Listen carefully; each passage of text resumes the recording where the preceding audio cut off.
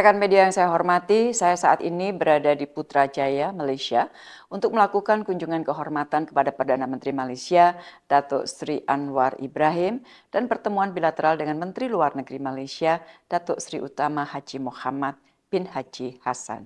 Ini adalah kunjungan balasan setelah sebelumnya Menteri Luar Negeri Malaysia berkunjung ke Jakarta pada bulan Februari lalu. Tahun depan Malaysia akan menjadi ketua ASEAN. Oleh karena itu, pertemuan juga digunakan untuk membahas isu-isu ASEAN. Rekan-rekan yang saya hormati, di dalam kunjungan kehormatan kepada Perdana Menteri saya sampaikan salam hormat Presiden Jokowi kepada PM Anwar Ibrahim. Saya jelaskan bahwa kunjungan kali ini juga saya gunakan untuk mempersiapkan pertemuan tahunan antara pemimpin kedua negara tahun ini dan Indonesia akan menjadi tuan rumah. Selain itu saya juga sampaikan update kepada Perdana Menteri tentang kemajuan perundingan batas darat antara kedua negara.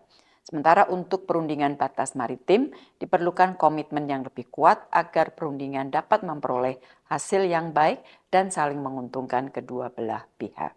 Dengan Perdana Menteri kita juga membahas keprihatinan kita terhadap situasi di Gaza. Indonesia dan Malaysia memiliki posisi yang sama dalam membela keadilan dan kemanusiaan bagi bangsa Palestina. Rekan-rekan, sementara pertemuan bilateral saya dengan Menteri Luar Negeri Malaysia, terdapat beberapa hal yang dibahas. Antara lain, pertama kembali kita bahas mengenai masalah isu perbatasan. Untuk batas darat, kita menyambut baik selesainya negosiasi dua segmen darat, yaitu di Pulau Sebatik dan Sinapat selesai. Langkah selanjutnya, kedua belah pihak akan menuangkannya di dalam MOU. Masih terkait dengan batas darat, khususnya di segmen West Pillar ke AA2 di Pulau Sebatik, proses teknis sudah selesai atau proses teknis sudah mencapai tahap akhir. Langkah selanjutnya, kedua pihak akan menyiapkan field plan yang akan digunakan sebagai lampiran dari MOU. Kita berharap proses-proses tersebut dapat diselesaikan menjelang pertemuan para pemimpin kedua negara tahun ini. Untuk batas maritim, negosiasi masih terus dilakukan, yaitu di Interdal dan Gap Area di Laut Sulawesi. Di dalam pertemuan bilateral, saya juga mengangkat pentingnya kedua pihak untuk konsisten mematuhi MOU Common Guidelines, guna menjamin keselamatan para nelayan di wilayah yang belum ditetapkan batas maritimnya. Isu kedua yang saya angkat di dalam pertemuan bilateral kembali mengenai masalah pelindungan warga negara Indonesia. Isu ini selalu kita bawakan dalam setiap pertemuan. Dan saya menyampaikan kembali usulan Indonesia untuk membentuk mekanisme bilateral khusus yang didedikasikan untuk penanganan dan koordinasi penyelesaian kasus-kasus pekerja migran kita di Malaysia. Kita juga membahas kerjasama penanganan TPPO termasuk dalam konteks ASEAN, mengingat semakin meningkatnya kasus TPPO di kawasan.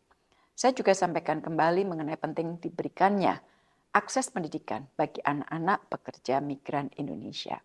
Rekan-rekan media yang saya hormati, selain isu bilateral, kita juga membahas isu regional dan global. Terkait Myanmar, kami membahas situasi di Myanmar yang semakin memburuk. Keinginan untuk dialog yang inklusif kita lihat belum ada.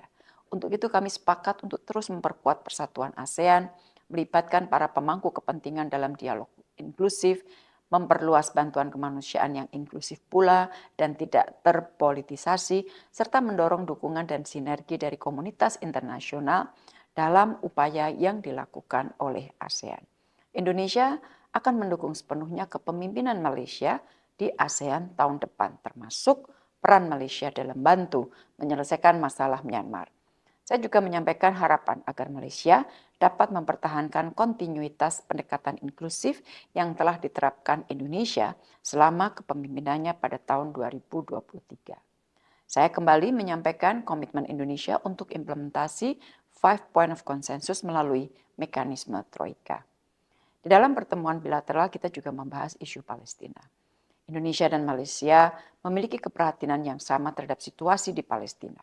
Kedua negara juga memiliki komitmen yang kuat untuk mendukung kemerdekaan Palestina.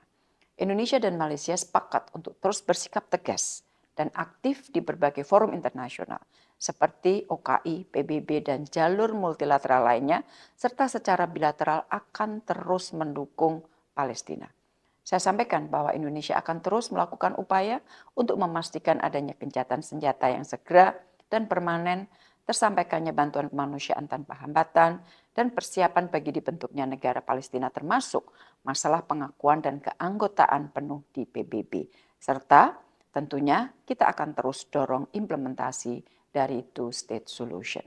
Rekan-rekan media yang saya hormati, kemarin begitu tiba di Kuala Lumpur, saya berkesempatan bertemu dengan sekitar 150 anak siswa Sanggar Bimbingan atau SB di Semenanjung, Malaysia.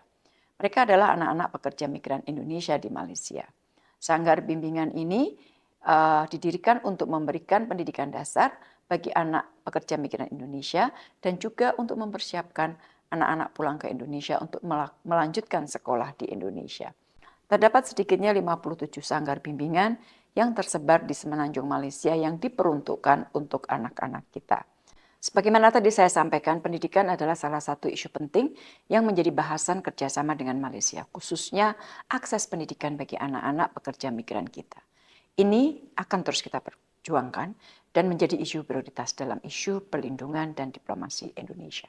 Di dalam pertemuan dengan anak-anak, saya sampaikan bahwa negara kita akan terus berusaha hadir, memberikan bantuan dan perlindungan bagi mereka. Demikian rekan-rekan yang dapat saya sampaikan dari hasil kunjungan kerja saya ke Malaysia. Terima kasih.